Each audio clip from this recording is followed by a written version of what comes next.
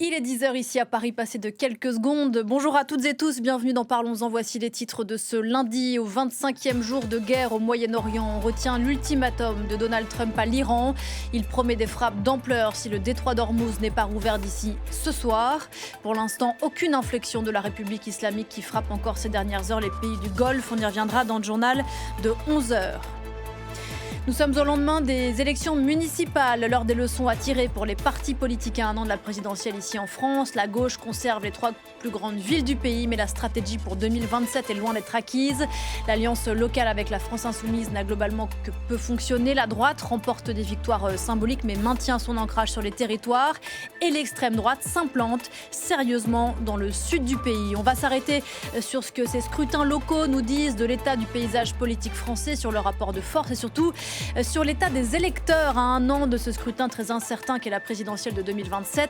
Cet électorat que l'on sait éclater en pleine recomposition sort-il plus éclairé sur les stratégies des uns et des autres? Pas certain, tant les positions nationales ont souvent été démenties localement. Nous sommes avec Valérie Gasse, Elisabeth Pinault, Flore Simon en plateau et Clovis Casali, petit chanceux qui est à Marseille. Bonjour à tous les quatre, merci d'être là, on a beaucoup de choses à se dire, c'est Parlons-en et c'est parti.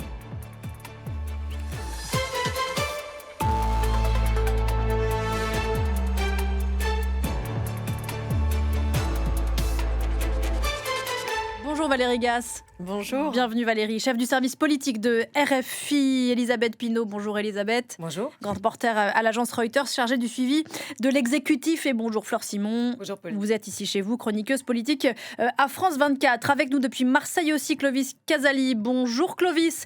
Dans la cité phocéenne où le maire sortant Benoît Payan a été réélu hier et a abattu le député Rassemblement National Franck Alizio. Je vous donne la parole dans un instant.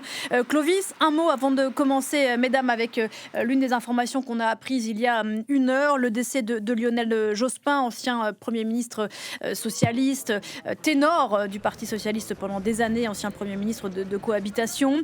Le seul socialiste, Valérie Gasse, auquel Jean-Luc Mélenchon rend hommage ce matin avec ces mots, un modèle d'exigence et de travail, chantre de l'Alliance rouge, rose, vert. Oui, Lionel Jospin, c'était devenu une espèce de figure tutélaire du Parti socialiste, une espèce de référence. Ça fait longtemps qu'il n'était plus dans la politique active, mais ça restait quand même quelqu'un à qui on essayait de se référer. Et puis il sortait de temps en temps ces dernières années quand il y avait un enjeu, notamment le combat contre l'extrême droite. Aux dernières législatives, il avait pris position, donc il lui est arrivé de refaire des petites incursions. Et puis c'est l'homme dont on se rappelle aussi, et ça c'est pas forcément le meilleur souvenir pour lui, de cette fameuse présidentielle où il n'a pas été qualifié au second tour, et c'est Jean-Marie Le Pen qui avait été qualifié en 2002. Voilà, donc c'était un grand homme de gauche qui disparaît aujourd'hui, dont la santé était chancelante, on le savait. Elisabeth Pinault, oui, Lionel Jospin, c'est l'homme du 21 avril. séisme, voilà, du séisme Ouais. du 21 avril 2002. Longtemps, ça a été une date en politique, le 21 avril 2002. C'est le moment où l'extrême droite est arrivée au 2e tour de l'élection présidentielle. Pour la C'était première une fois. immense surprise. Il y a eu des centaines de milliers de Français le lendemain dans la rue. Et Lionel Jospin, le soir même, a jeté l'éponge en quittant la politique. Ça a été un coup de tonnerre énorme pour ceux qui l'ont vécu, dont je fais partie. C'est un souvenir marquant en politique. De l'eau est bien sûr passée sous les ponts depuis. L'extrême droite s'est installée dans le paysage politique. Mais à l'époque, c'était particulièrement fort comme coup de tonnerre. Et Lionel Jospin, ça paraissait injuste puisqu'il avait été un Premier ministre qui avait quand même eu de véritables résultats en termes de politique économique. Il avait fait baisser le chômage, il avait réduit la dette et puis c'était quelqu'un d'intègre. C'est un homme auquel on doit des réformes importantes, le PACS notamment, c'est celle qui me vient en tête aujourd'hui, l'union entre personnes du même sexe. À l'instant, le premier secrétaire du PS, Olivier Faure, salue Flore la mémoire d'un inspirateur, un modèle de rectitude. C'est vrai que son intégrité, c'est un mot qui revient beaucoup ce matin, qui avait amené la gauche plurielle au pouvoir. C'est sûr que 20 ans plus tard, de l'eau a coulé sous les ponts, comme disait Elisabeth Pinault. Oui, en effet, Lionel Jospin, c'était une figure morale de la gauche. Alors, voilà, comme le disait Elisabeth, Elisabeth au sein du après, en 2002, pardon, lorsqu'il était arrivé troisième au premier tour et que le second tour a vu passer Jean-Marie Le Pen, il s'est retiré de la vie politique. Il a fait quelques réapparitions, mais c'est vrai que ça a été ce coup de tonnerre et que ça reste une figure pour la gauche, qu'il a mis en place de nombreuses réformes comme les 35 heures qui sont toujours actives dans le pays, ou encore le PAX, ou la CMU même, cet accès à la santé pour les plus démunis. Donc c'est vrai que Lionel Jospin, il a, voilà, grâce aussi à cette union avec les communistes et les Verts, réussi quand même à emmener des politiques de gauche qui restent aujourd'hui une référence, et puis encore d'actualité aujourd'hui. Ouais. Elisabeth. C'est l'union qui lui a permis de gouverner, mais Oui. c'est la division qui lui a fait perdre. N'oublions pas qu'il n'a pas accédé au second tour parce qu'il y avait trop de candidats, Jean-Pierre Chevènement, Christiane Taubira, et c'est ça qui a creusé sa tombe politique. Et c'est une leçon qui peut servir aujourd'hui encore. Et nul doute que la gauche, effectivement, à commencer par les socialistes, ont peut-être ce scénario en tête pour 2027. À l'instant, l'actuel Premier ministre, Sébastien Lecornu, salue un serviteur fidèle de l'État. L'annonce de la mort de Lionel Jospin est donc arrivée en ce jour de lendemain de second tour des élections municipales. On va bien sûr s'y arrêter longuement dans ce rendez-vous d'infos avec peut-être une première observation, celle de la participation. Il n'y a jamais eu, Valérie, aussi peu d'électeurs dans les isoloirs pour un second tour de scrutin municipal, l'exception faite bien sûr de la période Covid, c'était un peu particulier. Moins de 60% de participation, chiffre encore non confirmé par le ministère de l'Intérieur, signe de la fatigue démocratique qui se renforce ici en France. Oui, on aurait pu penser qu'avec tous les enjeux de ces élections municipales, à un an de la présidentielle, ça allait mobiliser les électeurs. Et puis finalement, non. La participation reste basse, plus basse qu'en effet 2014, que l'on prend comme référence, que 2020, comme vous l'avez dit, était une année perturbée par l'épidémie de Covid. Donc oui, fatigue démocratique, des intérêts, peut-être aussi méfiance vis-à-vis d'une classe politique qui se bat à l'Assemblée nationale. Le spectacle qui est donné peut-être par les députés n'a pas aidé. Et puis, sur le premier tour, il y a eu quand même beaucoup de maires qui avaient été déjà élus. Il n'y avait que 1500, 1600 communes. Oui, l'immense majorité des maires avaient été... Voilà. Bon, il y a beaucoup de petites communes sur lesquelles il y a une seule liste, donc moins d'enjeux. Il y a eu quand même une participation un peu importante dans les grandes villes où il y avait des enjeux de politique nationale. Mais c'est vrai que ça fait des chiffres qui sont en deçà de ce qu'on aurait pu espérer. Sur la participation, Elisabeth, un mot ? Oui, ça rejoint toutes les études qui montrent la fatigue démocratique, la colère des concitoyens vis-à-vis du personnel politique, d'étude en étude, ça se confirme. On avait expliqué le premier tour en disant que comme il n'y avait pas de panachage dans les toutes petites communes, en fait les gens venaient pour voter pour une seule liste, donc ça n'avait pas grand intérêt, ils ne pouvaient pas choisir comme auparavant, c'était une espèce de jeu en rayant des noms, en ajoutant, mais là pour le deuxième tour c'est un argument qui ne vaut pas, d'autant qu'il y avait, vous l'avez dit, des élections extrêmement serrées, notamment à Paris, Lyon, Marseille, c'était extrêmement serré, mais ça n'a pas vraiment mobilisé et ça reste une inquiétude, oui. Fleur, d'un mot ou on passe Oui. aux résultats, oui. Non, et en plus, un manque de clarté quand même des partis dits classiques, partis dits de gouvernement, c'est-à-dire socialistes et républicains, puisqu'on a vu des alliances locales entre les insoumis, alors qu'Olivier Faure, premier secrétaire, avait dit qu'il n'y aura pas d'alliance nationale pour le second tour. Et du côté de la droite, quand même, entre les deux tours, Bruno Retailleau, qui finit par ne plus soutenir Christian Estrosi à Nice, le candidat Horizon, François-Xavier Bellamy qui prend la même position. Donc c'est vrai qu'il y avait quand même, de façon générale, un manque de clarté aussi des partis politiques, à gauche et à droite, partis dits classiques. Donc peut-être aussi que cette confusion a fait que les gens, en effet, ont une espèce de fatigue démocratique sur ce sujet. Alors venons-en à ces résultats. On va commencer par la gauche qui engrange à son compteur 3 victoires très importantes dans les 3 plus grandes villes de France, Paris, Lyon, Marseille. Marseille où vous êtes, Clovis Casali, on vous a croisé à l'instant, où le maire sortant, on le disait, c'était un scrutin très serré. Il y avait surtout un enjeu énorme pour le Rassemblement national à un an de la présidentielle qui tentait de ravir cette mairie au maire sortant de Marseille, Benoît Payan. Et finalement, il a bénéficié non pas d'une alliance avec la France Insoumise, mais du retrait du candidat de la France Insoumise et sans doute d'un report de voix. Et il a battu donc Benoît Payan à 54% des voix, le député Rassemblement national Franck Alizio.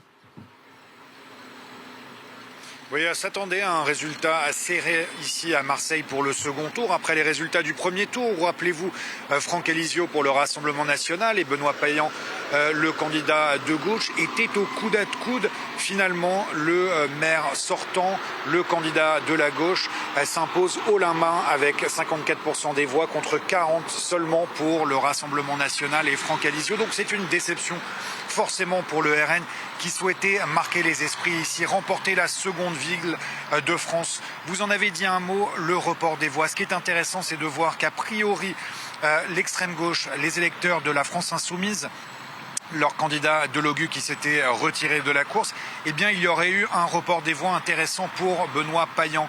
En revanche, il semblerait que du côté de la droite, eh bien, les électeurs de Martine Vassal, qui était la troisième femme de cette course, eh bien, ne se sont pas reportés sur l'extrême droite. Martine Vassal qui n'a fait qu'à peine 5% des voix, 2 fois moins qu'au premier tour. Donc les enseignements ici à Marseille, c'est une victoire pour l'équipe sortante, pour Benoît Payan, et un pari gagnant, lui qui avait décidé de ne pas faire alliance avec la France insoumise, et pourtant il s'est imposé.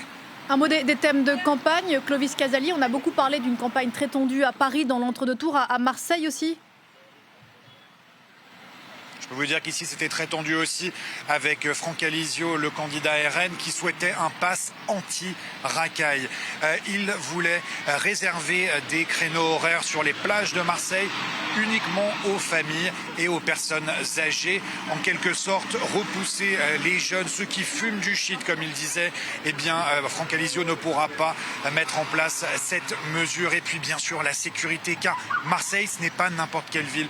Vous le savez, la criminalité ici est très forte, notamment le narcotrafic, avec des règlements de compte, une violence qui ne cesse de grimper. Tous les candidats avaient annoncé qu'ils augmenteraient les effectifs de police, qu'ils feraient plus.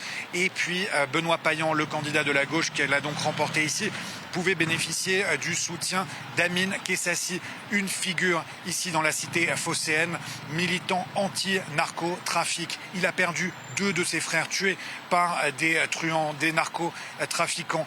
Hier soir, autour de la mairie, on a croisé Amine Kessassi, qui est un soutien de Benoît Payan. Je lui ai demandé un petit peu ce que cette victoire du candidat de gauche allait apporter à la ville, et surtout en matière de lutte contre le narcotrafic. On écoute Amine Kessassi et je peux vous dire qu'il était entouré d'une forte escorte policière. En tout cas, moi, je mettrai toute mon énergie pour agir sur ces enjeux dans cette ville qui a trop longtemps été endeuillée, qui a trop longtemps été marquée par les balles, où le narcotrafic a sonné, a fait du bruit, a fait mal, a fait pleurer, a fait peur. Et pour toutes ces raisons, nous, on va se battre et se mobiliser. Nous allons aujourd'hui travailler sur le doublement des effectifs de la police municipale, travailler sur du service public. On va ouvrir dans chaque arrondissement de Marseille une antenne de la police municipale.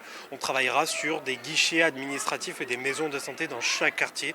Et c'est ce qu'on va faire pour cette ville, réparer le service public, réparer la sécurité, réparer le tissu associatif et surtout rassembler les gens. Vous l'aurez compris, la sécurité, un enjeu majeur ici à Marseille, et le candidat de gauche, l'équipe de Benoît Payan, s'engage à faire davantage pour justement lutter contre ces narcotrafiquants, cette criminalité organisée qui grimpe et qui ne cesse de faire les titres dans les journaux ici en France, mais aussi dans le monde entier.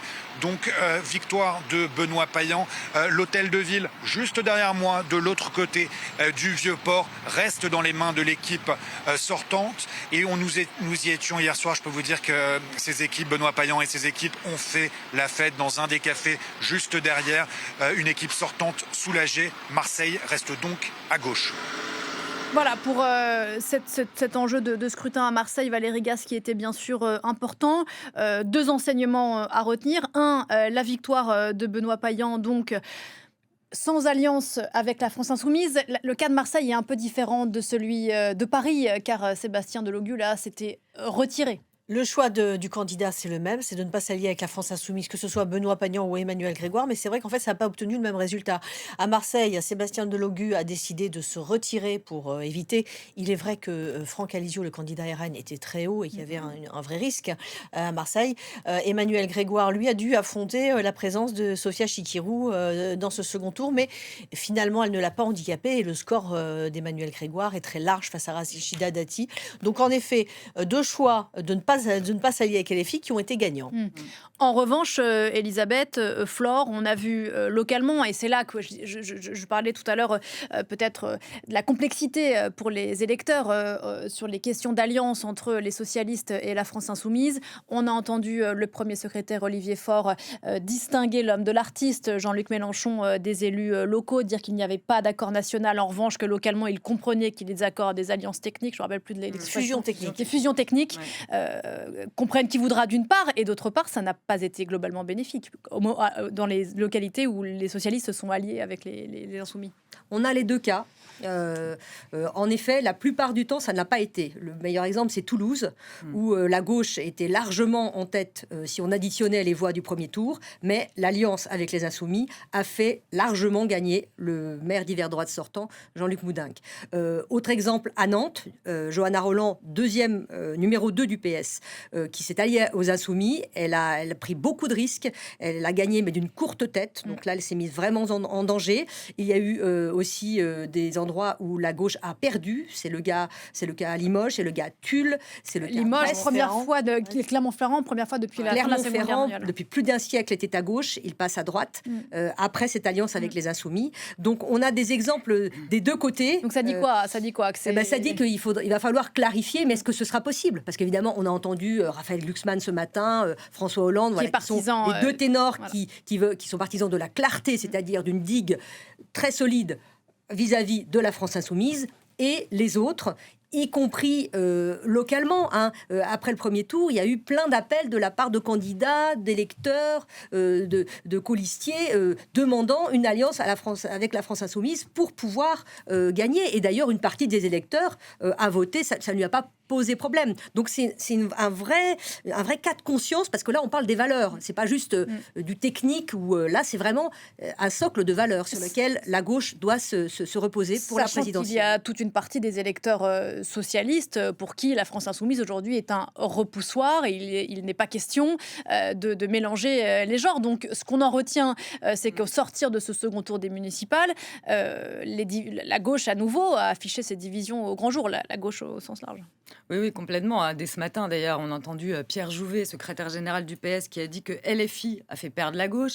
Boris Vallaud, chef de file des députés à l'Assemblée nationale, qui a dit, lui, sur RTL, que la clarté avait manqué dans l'entre-deux tours. Et c'est vrai que la clarté a manqué dans l'entre-deux tours. Quand on entend Olivier Faure dire « il n'y aura pas d'accord national pour le second tour avec les Insoumis » et que finalement, on a vu fleurir des accords locaux un peu partout, c'est sûr qu'il y a un problème de positionnement de la gauche aujourd'hui et des divisions. Le PS commence déjà à se fracturer. Il y a en effet la ligne François Hollande ou encore Jérôme Guedj, ce député socialiste, et puis la ligne Faure. Enfin là, je raccourcis, je grossis le trait. Mais c'est sûr qu'il va falloir que les socialistes trouvent une ligne, un moyen d'être très clair sur le positionnement, parce qu'aujourd'hui, ce n'est absolument pas le cas. Et en effet, les électeurs de gauche, il y en a pour qui LFI est une véritable ligne rouge et qui n'ont sans doute pas voté pour la liste emmenée soit par le PS, soit par les Insoumis, soit par les écolos, parce qu'il y avait dans ces listes des candidats ou des futurs élus insoumis. Clovis Casali, depuis Marseille, sur les stratégies à gauche. Oui, on parlait des stratégies à gauche. Il faut noter quand même que ce soit à Paris avec Emmanuel Grégoire ou ici à Marseille avec Benoît Payan, ce sont deux figures qui se sont un petit peu éloignées de l'establishment, si vous voulez, du parti, des cadors du Parti socialiste, des dirigeants en tout cas. C'est certainement le cas ici avec Benoît Payan, en particulier Benoît Payan qui était candidat d'hiver gauche et donc pas du Parti socialiste, même s'il a des liens anciens avec ce parti. Et je peux vous dire qu'ici, dans la dernière ligne droite, eh bien, il y avait des affiches de campagne où Benoît Payan affichait un message très clair, c'était non à l'extrême droite. Il s'est posé en rempart contre cette vague brune, comme il l'appelle, contre le Rassemblement national. Il voulait faire barrage à l'extrême droite et ça a été un message particulièrement puissant ici dans cette cité, cette ville-cité, comme il l'appelle Benoît Payan. multiculturelle, 900 000 habitants tournés vers les rives de la Méditerranée, cette ville si symbolique, et c'est pour ça que le RN voulait la prendre.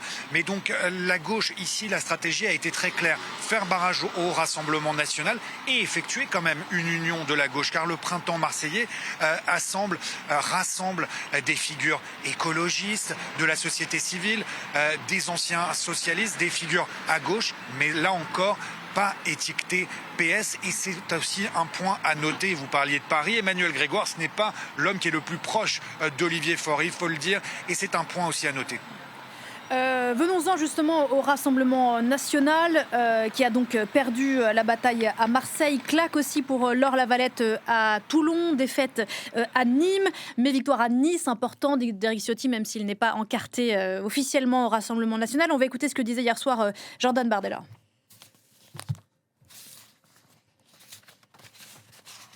Mais ce soir est aussi et surtout celui de la victoire et de l'espérance.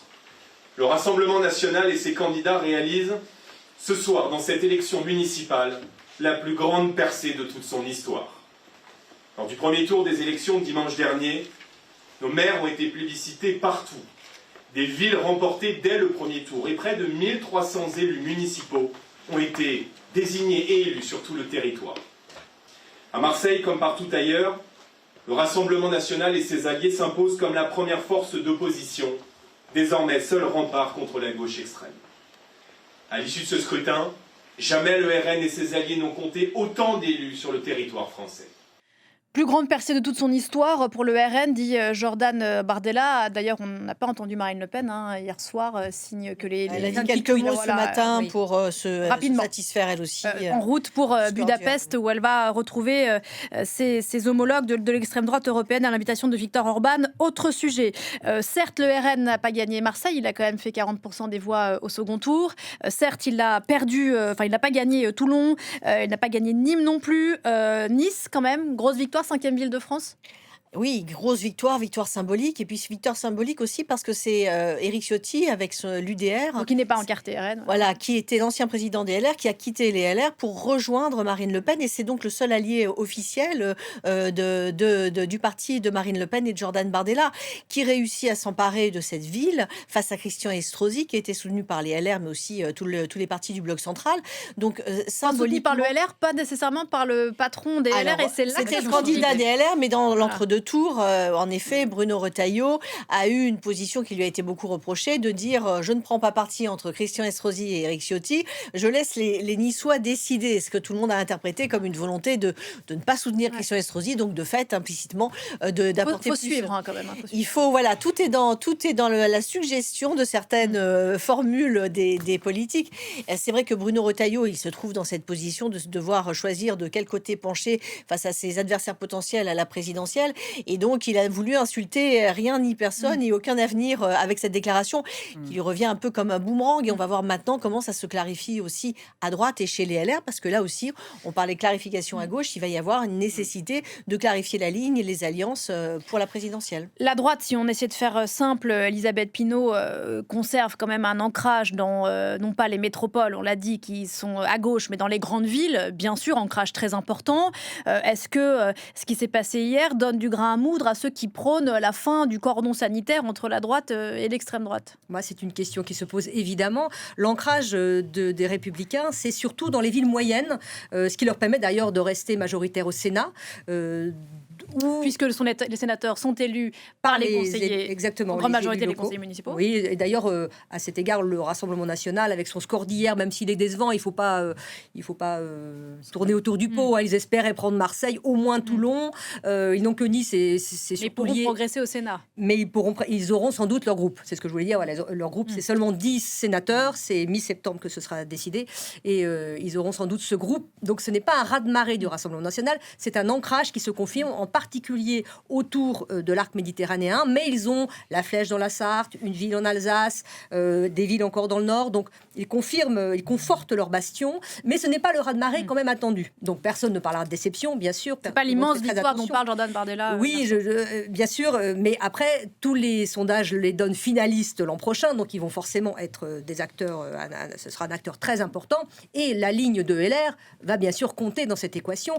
La digue avec le Rassemblement national, le Front républicain, d'une certaine façon, a tenu la semaine dernière. Il y a eu très peu de ponts par Éric Ciotti. Peut-être David Lisnard, qui, on a remarqué, le maire de Cannes, les Républicains, qui lui aussi pense à l'Élysée et qui a félicité Éric Ciotti. Voilà, un signe que tout le monde a remarqué. Bruno Retailleau, qui lui joue sa propre partition puisqu'il est candidat à l'Élysée, demain réunit ses troupes demain soir et il va falloir parler primaire, parler candidature, parler espace, c'est-à-dire jusqu'où on va. Est-ce qu'on part de Sarah Knafo? Est-ce qu'on va vers les sociodémocrates ou est-ce qu'on s'arrête au LR pur jus? Toute la question est là. Sarah Knafo, on en revient à Paris, qui elle s'était désistée en faveur de Rachida Dati. D'ailleurs, on peut peut-être en dire un mot puisque vous suivez l'Élysée pour Reuters, Elisabeth Pinault, du rôle du président Macron dans cette affaire parisienne. Démenti officiellement? Alors, il a absolument démenti être intervenu dans ces municipales. On m'a dit à l'Élysée, en marge du Conseil des ministres la semaine dernière, on dit comme François Mitterrand, nous prendrons les maires que les Français nous donneront. Voilà qui est dit. Mais par exemple, Rachida Dati était incontestablement une proche du président de la République, qui l'a laissé au gouvernement jusqu'à 3 semaines avant l'élection.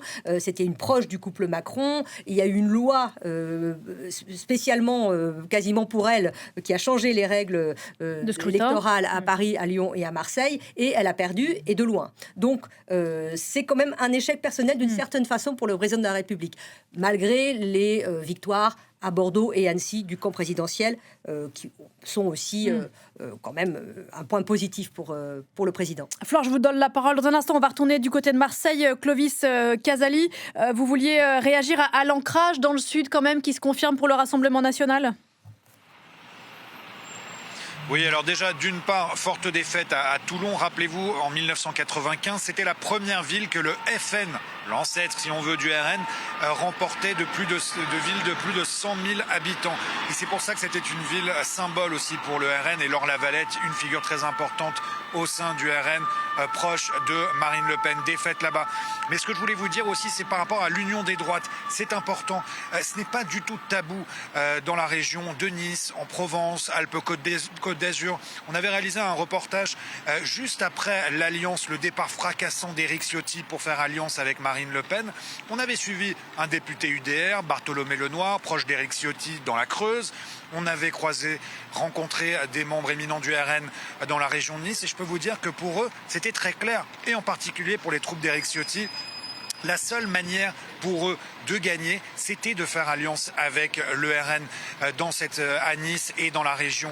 Et c'est pour ça que la victoire d'Éric Ciotti est symbolique, est importante, parce que c'est un pari remporté pour lui.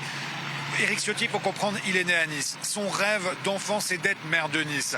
Il s'est opposé à Christian Estrosi, un ancien ami avec qui il partait en vacances, devenu son ennemi principal. Il s'impose à Nice et il accomplit son rêve, devenir maire. Et ce n'aurait pas été possible sans cette alliance avec le Rassemblement national et le RN qui dit en gros, regardez ce qui s'est passé à Nice, faites la même chose aux figures de droite, faites la même chose, faites alliance avec nous et vous pourrez remporter le pouvoir. Et le maire sortant, Estrosi, qui a annoncé la fin de sa carrière politique à Nice. Sur cette union des droites, effectivement, comme le disait Valérie Gasse, côté à gauche, il faudra clarifier la stratégie avec la France insoumise. À droite, nécessairement, il y aura un moment de la clarification, peut-être effectivement au moment de la primaire. On l'a vu déjà à l'œuvre, et notamment au Parlement européen, autour de François-Xavier Bellamy, de ci, de là, sur certains textes. On sait qu'il y a des échanges, bien sûr, entre la droite et l'extrême droite. Il y aura un moment où il faudra que ce soit clair, que ce soit dit clairement, et notamment autour de la décision autour d'un candidat. Et ça va être le même problème à gauche et à droite en vue de la présidentielle de 2027. Il va y avoir un éclatement entre est-ce qu'on s'allie avec les Insoumis pour la gauche, est-ce qu'on s'allie avec le Rassemblement national à droite, et c'est sûr qu'il va falloir clarifier cette ligne. Et c'est vrai que pour Nice, ça va être un exemple pour le Rassemblement national qui est de dire, regardez, avec l'Alliance, ça marche, parce que Éric Ciotti est quand même arrivé très en tête à Nice. On a vu aussi que Jordan Bardella avait dit après le premier tour si je devais voter à Paris, eh bien, je voterais Rachida Dati. On a vu, encore une fois, et on l'a dit, Bruno Retailleau, qui, entre les deux tours, finalement, a décidé de ne plus soutenir Christian Estrosi, candidat Horizon, malgré les alliances entre les partis du camp présidentiel et les Républicains. François-Xavier Bellamy, idem, que Bruno Retailleau, qui, lui, a dit je ne soutiens pas Christian Estrosi. Donc, on voit que la frontière est parfois quand même extrêmement ténue, voire poreuse. Et ce qui est sûr, c'est qu'en vue de 2027, la droite va devoir clarifier sa ligne parce qu'il reste encore là-dessus des divisions. C'est-à-dire qu'il y a d'un côté à droite absolument jamais de Rassemblement national comme Xavier Bertrand, le président de Hauts-de-France, et d'autres, comme on vient de le dire, par exemple Bruno Retailleau, qu'on voit ici à l'antenne, qui pour le coup n'a pas toujours une ligne très claire face au Rassemblement national. Est-ce que Valérie Gasse, aujourd'hui, chez les Républicains, il y a plus de tenants, de partisans de l'union des droites que de partisans de la ligne Xavier Bertrand, qui effectivement, lui, est toujours resté sur la digue C'est difficile à évaluer, il faut revenir sur les faits. Quand Éric Ciotti a quitté les LR pour s'allier avec Marine Le Pen, il y a malgré tout eu là, à ce moment-là, une clarification et tous les états-majors, tous les chapeaux à plumes des LR sont restés quand même sur la ligne classique de la droite républicaine. En termes d'alliance, dans ces municipales, il n'y a pas eu beaucoup. Il y a eu 1 ou 2 cas d'alliance qui ont été faites par des candidats au niveau local avec le Rassemblement national. Mais en effet, il y a 2 lignes. Il y a ceux qui veulent bien en entendre parler et puis il y a quand même les principaux noms des Républicains, Valérie Pécresse, en effet Xavier Bertrand, Jean-François Copé, qui sont eux sur jamais avec le RN. Donc comment ça va évoluer? Quelle ligne va l'emporter sur l'autre? D'autant que dans ce qui s'annonce, dans cette année présidentielle que l'on entame maintenant, il va falloir savoir combien il y aura de candidats sur la ligne de départ. Et Elisabeth en parlait tout à l'heure, quel espace? Donc, est-ce qu'un candidat, les Républicains, peut exister lui-même s'il y a un candidat du bloc central à côté, un Attal ou un Philippe? Est-ce que tout ce beau monde réussira à s'allier et ne sortir qu'un candidat pour avoir une petite chance d'exister entre Jean-Luc Mélenchon et Marine Le Pen ou Jordan Bardella, celui qui sera finalement candidat? Ça va être très difficile. C'est pour ça qu'on entre dans la saison des primaires ou pas primaires. Donc tous les états-majors vont se réunir et décider du mode de désignation potentiel du candidat. Il y en a beaucoup, tous ceux qui ont une petite chance sont contre la primaire, tous ceux qui en ont moins voudraient qu'il y ait une primaire. Et c'est valable à gauche et à droite. Et c'est très difficile chez les LR de savoir vraiment qui est majoritaire et à quel moment ça va se dessiner. Bruno Retailleau est pas... Il oscille, il donne des signaux, un coup d'un côté, un coup de l'autre. Hier, il a quand même dit qu'il y avait les démagogues du RN d'un côté et les idéologues de LFI. Donc, il est toujours sur un équilibre un petit peu, ça penche d'un côté, hop, il revient à l'image de son électorat. À l'image de son électorat, certainement. Il ne sait pas encore comment se positionner exactement. Donc, tout ça va se déterminer les uns par rapport aux autres. Elisabeth Spino. Il y a un homme dont on n'a pas encore beaucoup parlé, c'est Édouard Philippe. On va y venir. Quand même l'un des grands vainqueurs de la soirée hier. La dynamique est de son côté grâce à cette victoire. On va l'écouter, Édouard Philippe, réélu au Havre, et il avait prévenu si en cas de défaite, il ne serait pas candidat pour 2027, mais vu qu'il a gagné, on l'écoute. Je veux d'abord remercier les Havraises et les Havrais qui m'ont à nouveau fait confiance. Cette confiance, elle m'honore et elle m'impose d'être à la hauteur de ce que j'ai entendu pendant cette campagne. Car loin des sondages et des commentaires parisiens, les Havraises et les Havrais ont dit leur envie de poursuivre la transformation du Havre.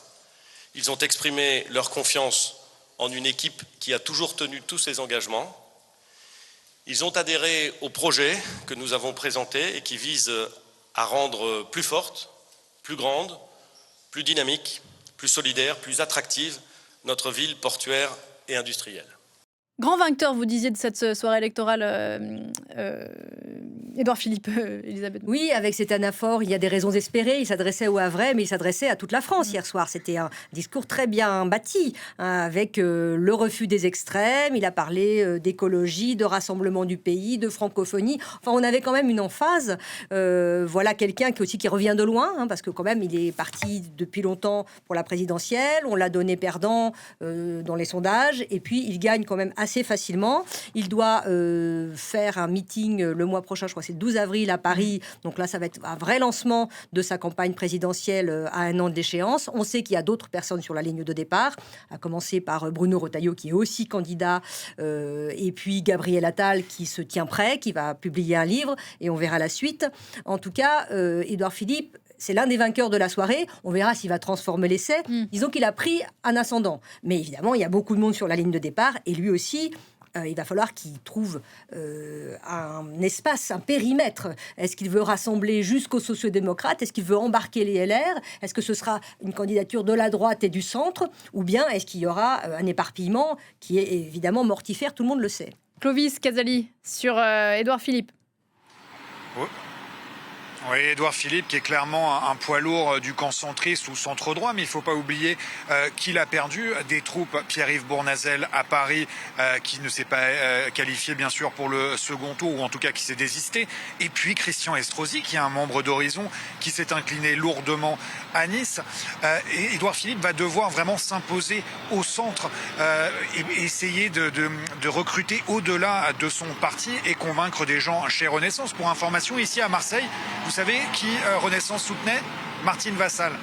5% des voix au second tour. Le camp centriste, le camp d'Emmanuel Macron, du centre droit, s'est lourdement incliné ici à Marseille. Donc pour Édouard Philippe, bien sûr, il a cette victoire retentissante au Havre qui lui permet de croire, mais il va devoir véritablement s'imposer au forceps, au centre et au centre droit. Ouais, et puis on n'a pas parlé, on a parlé rapidement de Gabriel Attal. Flore Simon, lui, en dépit des doutes peut-être dans son camp, il y tient jusqu'ici pour 2027. Pour l'instant, il n'est pas officiellement candidat encore, mais juste pour revenir sur Édouard Philippe, il espère être le candidat, dans le cas où il y a une candidature commune entre le centre droit et la droite, on va dire macroniste et droite. Lui, il espère être le candidat de ces unions.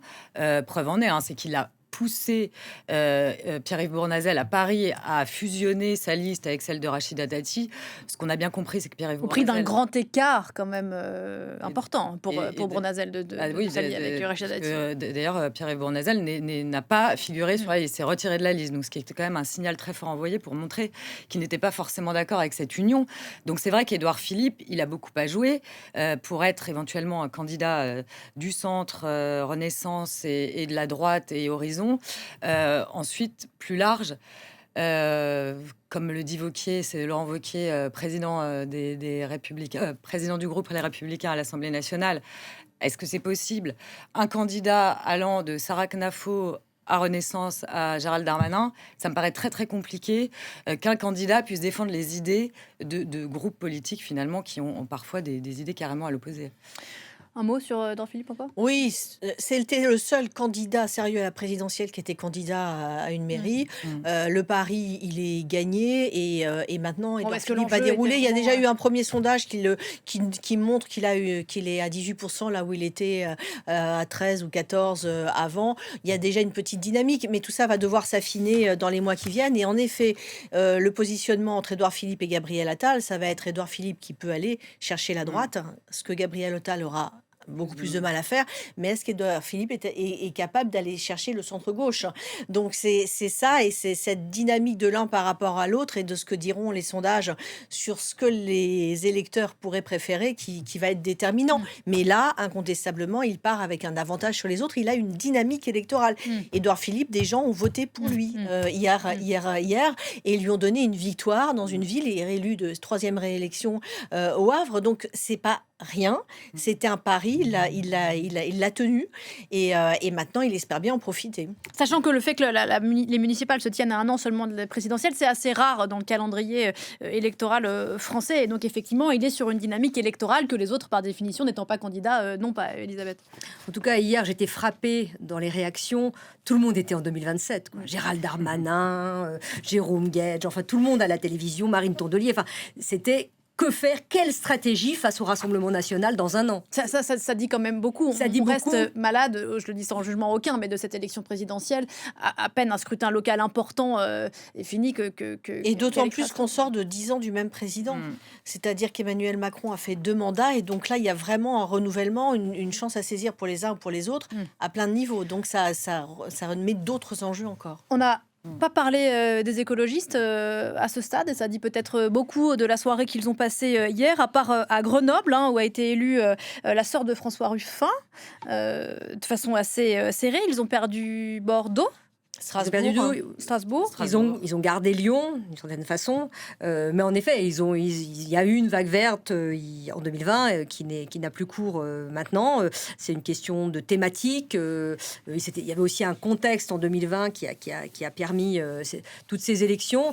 Et Marine Tondelier, qui a toujours milité pour une union de la gauche, elle s'en est beaucoup plaint hier. Elle dit que face à l'extrême droite, même à la droite classique, pour elle, il faut s'unir pour faire perdre la droite. Elle a beaucoup déploré les mésententes à gauche qui ont fait perdre Brest et Tulle, par exemple.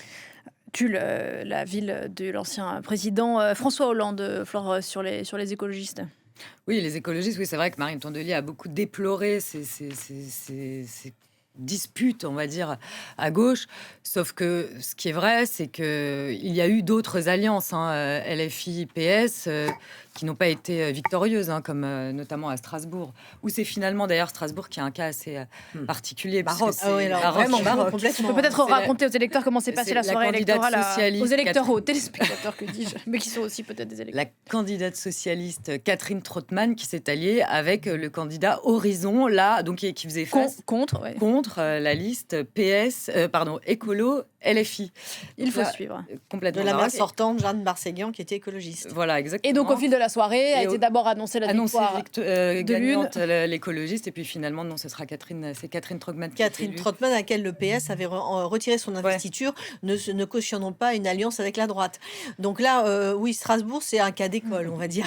Avec Horizon, avec lequel quand même les socialistes, Horizon et d'autres, ont négocié tout l'hiver sur le budget de l'État. Mais justement, Strasbourg, alors vous êtes loin de Strasbourg, Clovis Casali, mais je commençais cette émission en me demandant si les électeurs français sortaient vraiment, que l'on dit, fatigués, et les chiffres de la participation le montrent à nouveau, si les électeurs français, au vu de ces accords nationaux qui ne sont pas les mêmes que les accords locaux, on parlait de Strasbourg qui est effectivement un cas d'école, est-ce que les électeurs que l'on sait fatigués aussi des affaires, on peut parler de Rachida Dati qui a un procès qui l'attend dans les mois à venir, est-ce que tout ça fait vraiment du bien à l'appétit de démocratie et de politique des Français ?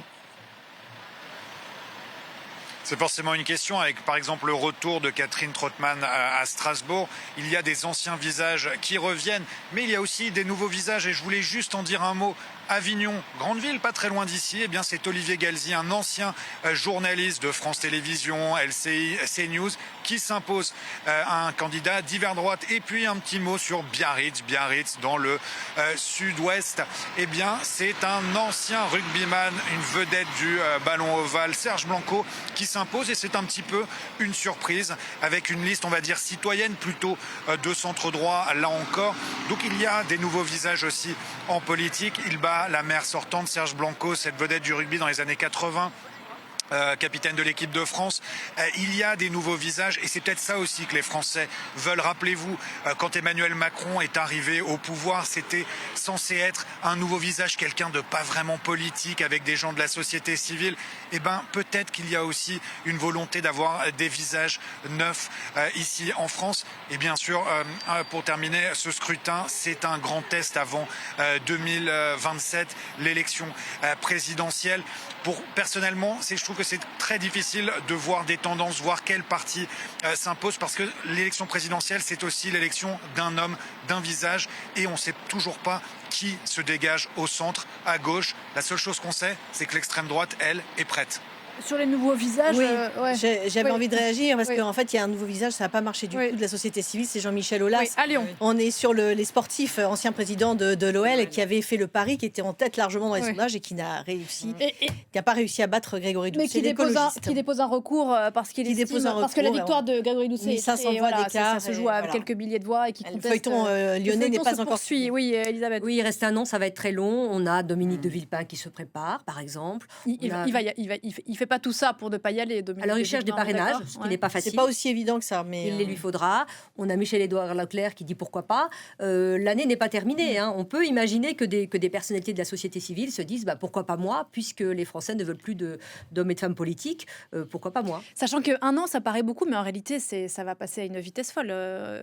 Alors qu'effectivement, on ne sait pas à ce stade, on ne connaît pas tous les participants. Oui, on sait que c'est très long en politique. 6 mois, c'est très long en politique. 3 semaines même. On l'a vu même pour les municipales. Jean-Michel Aulas, on vient d'en parler, était largement gagnant. Ce n'est pas du tout le cas. Ça devait être très serré à Paris. Ça ne l'a pas été. Voilà, ça sert encore quelque chose de voter pour changer les prédictions. Et c'est une bonne chose. Flore.